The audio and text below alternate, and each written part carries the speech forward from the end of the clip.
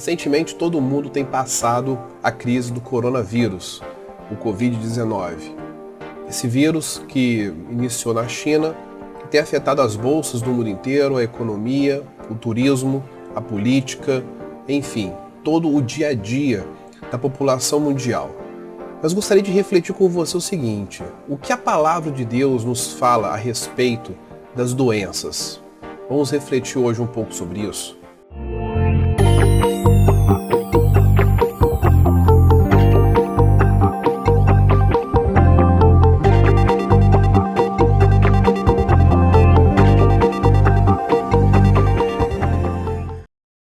Algo que tem se proliferado nos últimos dias são as mensagens pelo WhatsApp, Facebook, enfim, todas as redes sociais a respeito do coronavírus. Se tornou algo praticamente paralisante, né? As pessoas só falam nisso, noticiários, jornais, rádio, internet, enfim. O mundo está aí parado diante do coronavírus. E propriamente dito, a respeito dessa situação, tenho notado em alguns grupos que eu faço parte, né, no WhatsApp, principalmente grupos cristãos, que existe ali um certo frisson, uma certa agonia, ansiedade diante desse vírus, né, que basicamente o coronavírus ele é uma categoria, né, ele é como fosse um sistema, né, de um tipo de gripe, por assim dizer. E o nome do vírus em si chama-se Covid-19, que é uma molécula, né, ali um tipo do vírus mutável que foi classificado. Mas o mais interessante disso, nós não vamos falar aqui um pouco sobre biologia, sobre vírus, sobre nada dessa parte. O que eu quero refletir um pouco com você a respeito do que essas doenças, e principalmente essa doença, ela faz confronto com a Bíblia. O que a Bíblia nos mostra a respeito disso e como devemos nos comportar, né? Muitas pessoas mandam mensagens para nós perguntando como nós estamos e como que será, né, às vezes a nossa transição para a Itália em missões a respeito do coronavírus, né, já que a Itália é o primeiro país na Europa a concentrar a maior quantidade de pessoas afetadas e também um número altíssimo de mortes. E assim, a gente vê a preocupação das pessoas a respeito disso, né? Todo mundo tem mandado mensagem: Daniel, como você e a Mariana vão lidar, eles estão com passagens marcadas, etc. O vírus está se espalhando, enfim. Mas eu gostaria de pensar um pouco mais sobre o que a palavra de Deus nos fala a respeito disso. Eu acho que muitas pessoas estão esquecendo alguns sinais, alguns detalhes que a palavra do Senhor tem nos mostrado e principalmente o direcionamento que ela nos dá. Recentemente eu estive ministrando uma mensagem aqui na igreja onde eu estou integrado, na minha cidade, e o tema principal foi Mateus 24, do capítulo 24, do versículo 1 até o versículo 14. É conhecido, né, esse conjunto, o capítulo 23 de Mateus, 24 e 25, ele é conhecido como o sermão escatológico de Cristo, né, falando ali sobre o fim das coisas, os fins dos dias, né, falando também um pouco sobre Jerusalém, né, o fim de Jerusalém, mas também falando sobre o fim dos dias. E ali nós vemos no versículo 2 do capítulo 24, uma frase que é muito interessante, né? Jesus ele está saindo do templo juntamente com seus discípulos, e os discípulos, depois de ouvir ali ouvir a tensão que houve dentro do templo, a discussão de Jesus ali dentro do templo, né, exortando os fariseus, saduceus, a classe religiosa de Israel, os discípulos eles mostram para Jesus a grandiosidade da reconstrução do templo ali em Jerusalém. E Jesus surpreende, de certa forma, os discípulos com esse versículo do capítulo 24, que ele diz, né? Não vedes tudo isso? Em verdade eu vos digo que não ficará aqui pedra sobre pedra, que não seja derribada ou derrubada. Enfim, logo após essa afirmação de Jesus, ele está indo em direção ao Monte das Oliveiras. Ele se senta, vai se encontrar com a multidão que o aguarda, que o seguia. E dentro desse panorama, dentro desse cenário, o que nós vemos de interessante? Jesus, eu fico imaginando a cena, Jesus sentado no Monte das Oliveiras, olhando para Israel, né, ali para Jerusalém, Israel como nação, e analisando como que o povo não estava observando todos os sinais que ele já estava anunciando ao longo do seu ministério. E logo em seguida, os discípulos eles viram para Jesus e perguntam para Jesus quando tudo isso aconteceria. Quais seriam o sinal da vinda dele? E Jesus, ao longo do versículo 24 até o 14, ele dá até alguns sinais. Propriamente dito, ele fala sobre 10 sinais. Nós não iremos falar sobre os 10 sinais, irei listá-los aqui, mas eu vou me conter apenas em 2 deles. O primeiro que ele fala é a respeito do surgimento dos falsos mestres, os falsos messias, que iriam enganar, que iriam se apresentar. O segundo seria rumores de guerras e guerras, ou seja, tudo que aquele período também aconteceu e também está acontecendo nos nossos dias. O terceiro e o quarto andam juntos, que seria a fome e a peste. Vamos nos concentrar um pouco mais a respeito desses 2 sinais. E depois Jesus ele fala sobre terremotos, fala também sobre perseguição, escândalo e traição uns aos outros, fala também sobre os falsos profetas, a falta de amor que iria se esfriar e por fim ele diz que a evangelização iria ser feita por todo mundo, É a conclusão ali no versículo 14. Mas eu gostaria de me conter apenas na parte 3 e 4, que é a fome e a peste. São 2 sinais que andam juntos praticamente. E algo que nós não podemos nos esquecer quando lemos o capítulo 24 de Mateus é o seguinte: Jesus ele diz muito claro nesse versículo, ele diz que tudo isso era o princípio das dores. Uma coisa que eu fico observando e que às vezes eu não consigo compreender, mas é bom para a sua reflexão, você que está vendo esse vídeo, é o seguinte: se Jesus ele já está alertando que haverá dor e que todos esses sinais são os princípios dessa dor, uma vez que ele compara essas dores como uma grávida que está tendo dores de parto, e que isso está afligindo ela. Então, se Jesus já está avisando que haverá e que isso é apenas o início, eu não consigo compreender a dificuldade que algumas pessoas têm, principalmente os cristãos, de ficar orando para que isso não aconteça.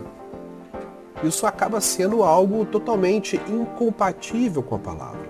Por quê? Para que Cristo ele venha, para que ele volte, é necessário que essas dores, esse início dessas dores, elas aconteçam. Ou seja, se não houver a perseguição, se não houver as doenças, se não houver a fome, guerras, o mundo será perfeito, será muito cômodo, será agradável de se viver e nós não iremos desejar a eternidade, nós não iremos desejar estar com Cristo, porque aqui está muito bom.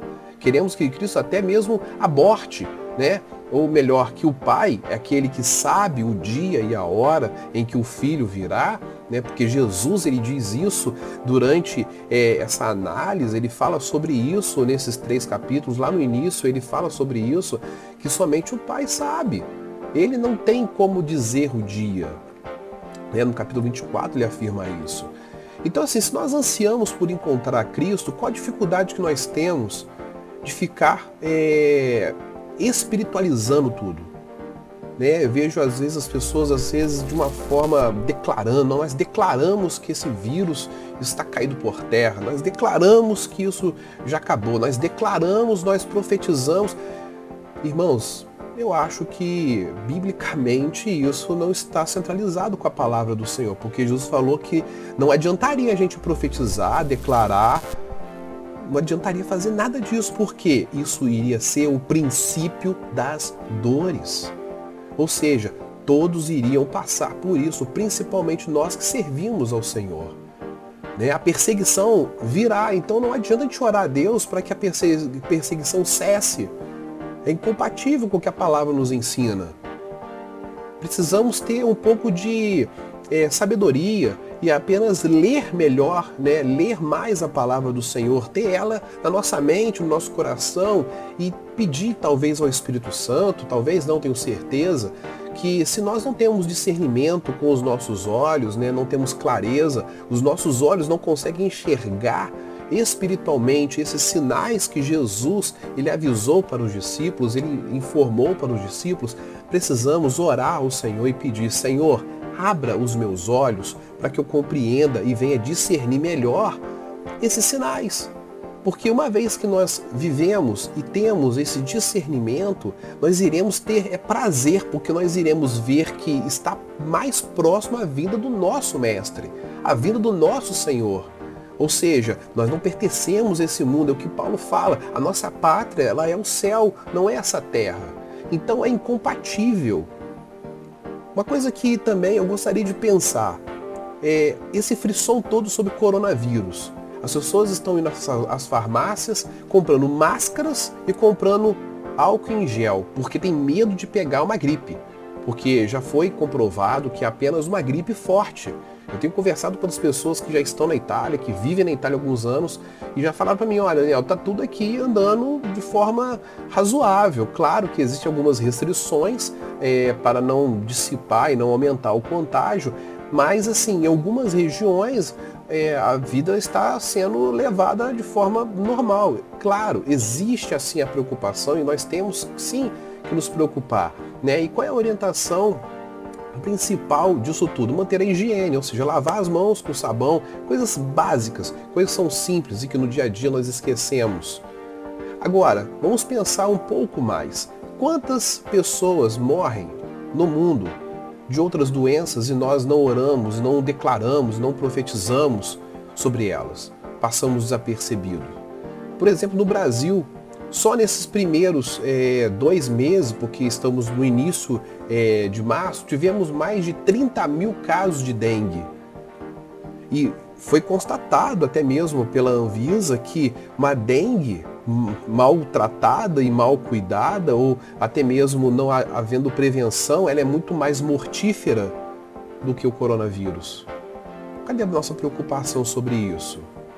Pessoas que morrem de malária, né? Pessoas que morrem de outras doenças como sarampo. Enfim, por que nós não estamos também profetizando e declarando para que essas doenças cessem? Por quê? Então, irmãos, acho que nós precisamos refletir um pouco mais sobre isso. Precisamos nos ater não com a doença, nós precisamos ater não com o vírus, não entrar num estado de total... me foge agora a palavra, mas assim, as pessoas estão de forma insana, sabe? Elas perderam total o controle das coisas. Estão se desesperando, estão fazendo algo como que isso fosse um vírus mortal e que vai assolar o mundo inteiro, né? E o mundo vai ser dizimado por causa do Covid-19. E não é isso que vai acontecer. Então, acho que precisamos analisar um pouco mais, refletir um pouco mais e nos ater primeiro aos sinais daquilo que Jesus falou. Se nós somos verdadeiros servos do Senhor, doença alguma será instrumento para nos destruir. E mesmo que venha destruir o nosso corpo físico, a nossa alma já está salva.